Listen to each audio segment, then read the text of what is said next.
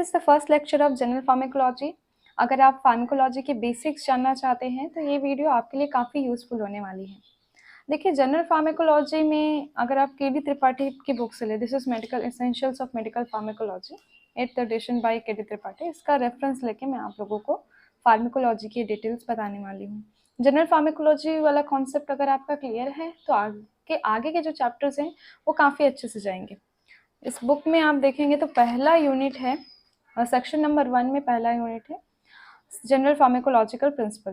तो इस सेक्शन में आपके 1, 2, 3, 4, 5, 6 चैप्टर्स हैं। अगर ये वाला पोर्शन आपका पूरा कंप्लीट हो जाता है, this portion is very important. ये पोर्शन अगर आपका कंप्लीट होता है तो बाकी के जो सेक्शंस हैं वो आपको समझ में आएंगे। अगर आप ये सोच रहे हैं कि ये जनरल प्रिंसिपल समझने से पहले, यानी फार्माकोकाइनेटिक, फार्माकोडायनेमिक या फिर ड्रग्स का कैसे इफेक्ट होता है बॉडी पे, रिसेप्टर फार्माकोलॉजी, ये सारे टॉपिक्स को छोड़ के आप सोच रहे हैं कि सेक्शन नंबर 2 स्टार्ट करेंगे, तो ये आपके लिए बहुत मुश्किल होगा, क्योंकि सेक्शन नंबर 2 के जितने भी कॉन्सेप्ट्स हैं वो इसी पे बेस्ड है। सब खासकर ये जो आप रिसेप्टर फार्माकोलॉजी देख रहे हैं वो समझना सबसे ज़्यादा इंपॉर्टेंट है इन सेक्शंस को समझने के लिए। तो 1 बाय 1 अगर आप जनरल फार्माकोलॉजी के सारे लेक्चर्स अटेंड करते हैं तभी आपको सेक्शन 2 के पार्ट समझ में आएंगे। ठीक है, so this will be the first lecture. इस लेक्चर में हम डिस्कस करेंगे कि आखिर फार्माकोलॉजी क्या है और क्या क्या प्रिंसिपल्स हैं फार्माकोलॉजी में, बेसिक प्रिंसिपल्स हम डिस्कस करेंगे। Routes of administration next lecture में देखेंगे। ठीक है, व्हाट इज़ फार्माकोलॉजी। जैसे ही फार्माकोलॉजी वर्ड आता है तो आपके दिमाग में क्या क्लिक करना चाहिए? फार्माकोलॉजी वर्ड का मतलब आपको समझ में आना चाहिए। किसी भी सब्जेक्ट को समझने से पहले उसके बारे में थोड़ा सा, वो क्या है, आखिर उसमें क्या पढ़ते हैं, ये जानना ज़रूरी है। तो फार्माकोलॉजी काफ़ी बड़ा साइंस है। फार्मा का मतलब होता है, फार्माकोलॉजी 2 वर्ड से बना होता है। फार्माकोन, फार्माकोन का मतलब होता है ड्रग। ओके, फार्माकोलॉजी में आप ये जो फार्माकोन वर्ड देखते हैं, this is a Greek word, this is a Greek word which means drug. ठीक है, और लोगोस, यहाँ पे जो दूसरा वर्ड है आपका कोलॉजी, कोलॉजी लोगोस वर्ड से निकला है। लोगोस मतलब होता है study. So study of drug is known as pharmacology. Pharmacology में आप ड्रग्स के सारे डिटेलिंग्स को समझते हैं, आखिर एक ड्रग क्या होता है, उसका बेसिक मैकेनिज्म क्या है, वो शरीर पे कैसे काम करता है। तो आप ये समझ लीजिए मेडिसिन का बेस ही है फार्माकोलॉजी। अरे दवाइयाँ ही नहीं रहेगी तो डॉक्टर ट्रीटमेंट कैसे करेगा, और एक फार्मासिस्ट दवाइयाँ बनाएगा कैसे? दवाइयों को अगर पूरी तरीके से जानना है, उसका बॉडी पे क्या इफ़ेक्ट होता है, उसका बेसिक मैकेनिज्म क्या होता है, तो आपको फार्माकोलॉजी पढ़ना ज़रूरी है। So it's all about drug. इसमें बहुत सारे पार्ट्स आते हैं, आगे देखेंगे। फार्माकोलॉजी 2 वर्ड से बना हुआ है, फार्माकोन और लोगोस।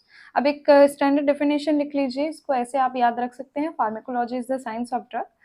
और ऐसे भी एक खास डेफिनेशन भी आप नोट कर सकते हैं, ये आपके स्क्रीन पे है, आप इसका स्क्रीनशॉट ले लीजिए और याद रखिएगा, pharmacology is the science which encompasses all aspects of knowledge about drugs, but most importantly those that are relevant to effective and safe use of drugs for medicinal purposes. देखिए, ड्रग्स में कई classes आ जाते हैं, poisons भी drug में ही आ जाते हैं। जितने भी केमिकल सब्सटेंस हैं जिनका बॉडी पे कोई फिजियोलॉजिकल इफेक्ट होता है, वो सारे ड्रग के कैटेगरी में आते हैं। तो फार्माकोलॉजी इस साइंस का पर्पस ऐसा है कि आपको ड्रग्स के उन सारे फीचर्स के बारे में जानना है जिनका कुछ मेडिसिनल पर्पस हो।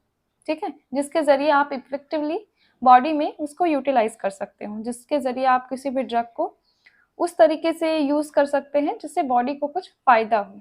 ठीक है, तो आपको फार्माकोलॉजी में ड्रग के बारे में सारी चीज़ें जानने को मिलती है, बट मेन पर्पस होता है कि हम उसके मेडिसिनल इफ़ेक्ट्स को देखें, थेरेपेटिक इफ़ेक्ट्स को देखें।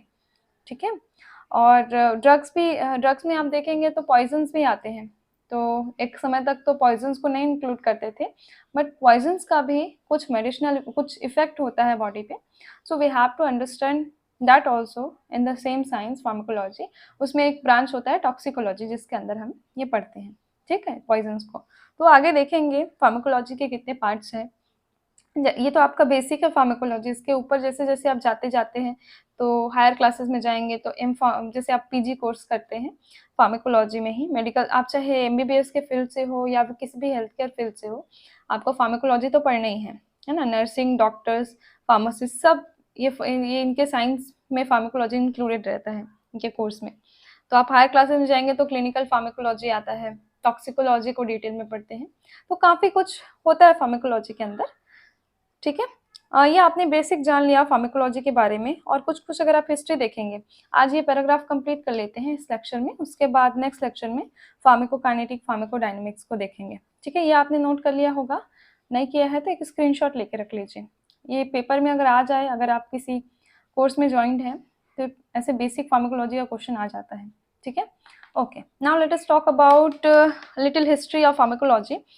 आप याद रखिएगा कि जो फार्माकोलॉजी है वो 18th सेंचुरी से लगभग शुरू हुआ। आप देखेंगे यहाँ पे कुछ पॉइंट्स आपको अंडरलाइन करके रखने हैं इसमें। एनिमल, जैसे ही एनिमल एक्सपेरिमेंट शुरू किए, देखिए ड्रग्स का इफेक्ट सबसे पहले बॉडी में नहीं देखा गया, आपकी ह्यूमन बॉडी में नहीं चेक किया गया, सबसे पहले ड्रग्स की स्टडी की गई एनिमल्स पे। ठीक है, एनिमल्स पे कुछ खास ड्रग को इंजेक्ट करके देखा गया, कुछ एनिमल एक्सपेरिमेंट्स हुए और वो लगभग 18th सेंचुरी में शुरू हो गए थे। तो आप इसको नोट करके रखिए, animal experiment primarily aimed at understanding physiological processes were started in 18th century. ठीक है, फार्माकोलॉजी की हिस्ट्री यहीं से शुरू हो जाती है। जैसे ही केमिकल सब्सटेंस का फिजियोलॉजिकल इफेक्ट देखने के लिए उनको एनिमल्स पे इंजेक्ट किया जाने लगा, तो वहाँ से एक स्टडी शुरू हुई कि कैसा कैसा इफेक्ट है अगर आप कोई इंजेक्ट किसी एनिमल पे इंजेक्ट कर रहे हैं, कोई भी ड्रग आप इंजेक्ट कर रहे हैं एनिमल पे, तो उसका क्या इफेक्ट दिखता है, उसकी स्टडी से फार्माकोलॉजी की शुरुआत होती है। तो ये शुरू हुआ 18th सेंचुरी में। उसके बाद दो साइंटिस्ट आए जिन्होंने बेस रखा फार्माकोलॉजी का, F Magendie and Claude Bernard. तो याद रखिएगा, F Magendie and Claude Bernard studied effect of certain drugs by animal experiment. So they were the first one to start this science of pharmacology. Indirectly you can say, directly नहीं बोल सकते। ठीक है, तो ये भी फार्माकोलॉजी की history में ही इंक्लूडेड है, ये दोनों नाम इंपॉर्टेंट है, एफ मेजेंडी और क्लॉड बर्नार्ड। वैसे आप हिस्ट्री पे जाएंगे फार्माकोलॉजी के तो बहुत सारे नाम हैं, पर ये कुछ इफेक्टिव इंपॉर्टेंट नाम हैं जो आपको ध्यान में रखने हैं अगर कहीं पे आ जाता है क्वेश्चन तो। उसके बाद रुडोल्फ बचिंग, नेक्स्ट साइंटिस्ट थे Rudolf बचिंग, who founded the first institute of pharmacology in 1847 in Germany। याद रखिएगा, ये बहुत इंपॉर्टेंट है, इन्होंने पहला इंस्टीट्यूट डाला फार्माकोलॉजी का, कहाँ, जर्मनी में, रुडोल्फ बचिंग, ये नाम बहुत इंपॉर्टेंट है। उसके बाद आप देखेंगे ओसवाल्ड स्कीमिएटबर्ग आए। ये जो साइंटिस्ट थे ओसवाल्ड स्कीमिएटबर्ग, और उनके कुछ बहुत सारे डिसाइपल्स भी थे। तो ये जो scientist Oswald Schmiedeberg, he is known as father of pharmacology. और ये सब कब की बात है, ओसवाल्ड स्कीमिएटबर्ग का टाइम आपका आता है 19th सेंचुरी में। ठीक है, तो 19th सेंचुरी में ओसवाल्ड स्कीमिएटबर्ग ने कुछ ऐसी स्टडीज की अपने कुछ और स्टूडेंट्स के साथ मिलके कि उनको फादर ऑफ फार्माकोलॉजी कहा जाता है। तो फादर ऑफ फार्माकोलॉजी ओसवाल्ड स्कीमिएटबर्ग, याद रहेगा। ओके, उसके बाद आप देखेंगे उनके बहुत सारे डिसाइपल्स आए, जैसे कि J Langley, T Fraser, P Ehrlich, H J Clark, J Abel, ये सारे के सारे इन्होंने बहुत सारे कॉन्सेप्ट दिए फार्माकोलॉजी के। ठीक है, तो इस तरीके से फार्माकोलॉजी धीरे धीरे डेवलप हुआ और धीरे धीरे ड्रग्स को प्यूरिफाई किया गया, उनके केमिकल कैरेक्टरिस्टिक्स की स्टडी की गई, उनकी पोटेंशियल की स्टडी की गई और उनके मैकेनिज्म कैसे होता है पहले एनिमल्स पे चेक किए, फिर आज भी ये किया जाता है। कोई भी ड्रग आती है मार्केट में, ये डेवलप होती है तो उसका एक्सपेरिमेंट एनिमल्स पे किया जाएगा, उसके बाद आपका क्लिनिकल ट्रायल शुरू होता है ना। तो इस तरीके से एनिमल स्टडी होती है, फिर मेडिसिनल स्टडी होती है, उसका केमिकल नेचर देखा जाता है, स्ट्रक्चर देखा जाता है, उसके बाद लास्ट में फिर क्लिनिकल ट्रायल्स होते हैं जिसमें ह्यूमंस पे चेक किया जाता है कि ड्रग का क्या थेरेपेटिक इफेक्ट होगा। जब फार्माकोलॉजी साइंस आया तो उसके बाद आपको पता चल गया था कि ये अगर पर्टिकुलर प्लांट है या ये पर्टिकुलर कहीं से एक्सट्रैक्ट मिल रहा है, आपको कोई दवाई मिल रही है, तो उसका एग्जैक्ट इफेक्ट क्या होगा वो पता चल गया। ठीक है, तो इस तरीके से फार्माकोलॉजी साइंस एक बड़े साइंस के रूप में डेवलप हुआ, जिसने पूरे मेडिसिन को एक अलग सा डायरेक्शन दिया ताकि मेडिसिन का रैशनल यूज हो सके, थेरेपेटिक्स में बीमारियों के इलाज में एकदम एग्जैक्ट यूज हो सके। तो फार्माकोलॉजी एक बहुत इंपॉर्टेंट साइंस है किसी भी हेल्थ केयर स्टूडेंट के लिए।